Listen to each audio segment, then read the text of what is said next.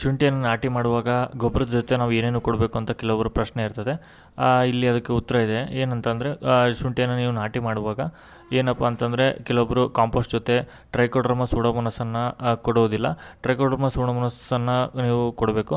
ಎಷ್ಟು ಕೊಡಬೇಕಂದ್ರೆ ತಲಾ 10 kg ನೀವು ಟ್ರೈಕೋಡರ್ಮ ಸೂಡೋಮೋನಸನ್ನು 1 ಎಕರೆಗೆ ಕೊಡಬೇಕಾಗ್ತದೆ. ಏನಪ್ಪ ಇದು ಮಾಡುತ್ತೆ ಅಂತಂದರೆ ಇದು ರೋಗ ನಿರೋಧಕ ಶಕ್ತಿಯನ್ನು ಬೆಳೆಯಲ್ಲಿ ಹೆಚ್ಚಿಸೋದ್ರಿಂದ ಮುಂಬರ್ತಕ್ಕಂಥ ರೋಗವನ್ನು ನೀವು ಈಸಿಯಾಗಿ ತಡೆಗಟ್ಬೋದು. ಮತ್ತು ಇದ್ರ ಜೊತೆ ನಾವು ಏನಪ್ಪ ಕೊಡಬೇಕು ಅಂದರೆ ಬೇವಿನ ಹಿಂಡಿಯನ್ನು ಕೊಡಬೇಕು. ಬೇವಿನ ಹಿಂಡಿಯನ್ನು ಎಷ್ಟು ಕೊಡಬೇಕು ಅಂತಂದರೆ ಒಂದು 100ರಿಂದ 150 kg ಬೇವಿನ ಹಿಂಡಿಯನ್ನು ನೀವು ಎಕರೆಗೆ ಹಾಕಬೇಕಾಗ್ತದೆ. ಮತ್ತು ಇದ್ರ ಜೊತೆ ನೀವು ಏನಪ್ಪ ಹಾಕಬೇಕು ಅಂತಂದರೆ ಇದ್ರ ಜೊತೆ ನೀವು ವ್ಯಾಮ್ ಮತ್ತು PSPಯನ್ನು ಯೂಸ್ ಮಾಡಬೇಕು. ವ್ಯಾಮ್ ಬಂದುಬಿಟ್ಟು ನಿಮಗೆ ಅದು ಮೈಕೋರೈಸಾ. ಇದೇನಪ್ಪ ಮಾಡುತ್ತೆ ಅಂದರೆ ಬೇರಿನ ಬೆಳವಣಿಗೆಯನ್ನು ಹೆಚ್ಚಿಸೋದಲ್ಲದೆ ನಿಮಗೆ ಪೋಷಕಾಂಶಗಳನ್ನು ಹೀರಿಕೊಳ್ಳುವ ಶಕ್ತಿಯನ್ನು ನಿಮಗೆ ಸುಧಾರಿಸುತ್ತೆ.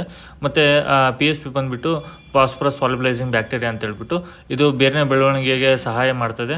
ಮತ್ತು ಬೆಳೆಯಲ್ಲಿ ನೀರು ಮತ್ತು ಪೋಷಕಾಂಶಗಳನ್ನು ಹೀರಿಕೊಳ್ಳುವ ಶಕ್ತಿಯನ್ನು ಇದು ಹೆಚ್ಚಿಸೋದಲ್ಲದೆ ಮತ್ತು ಭೂಮಿಯಲ್ಲಿರ್ತಕ್ಕಂಥ ಪೋಷಕಾಂಶಗಳನ್ನು ಗಿಡಗಳಿಗೆ ಎತ್ಕೊಡುವಲ್ಲಿ ಇದು ಸಹಕಾರಿಯಾಗಿರ್ತದೆ. ಇಲ್ಲಿ ಯೂಸ್ ಮಾಡ್ತಿರೋದು ಬಂದುಬಿಟ್ಟು ನಾವು ಒಲಾಗ್ರೋ ಕಂಪ್ನಿಯ ಐರೋ+G ಮತ್ತು ಐರೋ+ಮೈ+ ಅಂತ ಹೇಳ್ಬಿಟ್ಟು. ಇದೇ ಥರ ಕೃಷಿ ಬಗ್ಗೆ ಹೆಚ್ಚಿನ ಮಾಹಿತಿಗಾಗಿ ಪೇಜನ್ನು ಫಾಲೋ ಮಾಡೋದನ್ನ ಮರಿಬೇಡಿ ಮತ್ತು ಆದಷ್ಟು ರೈತರಿಗೆ ಈ ರೀಲನ್ನು ಫಾರ್ವರ್ಡ್ ಮಾಡಿ.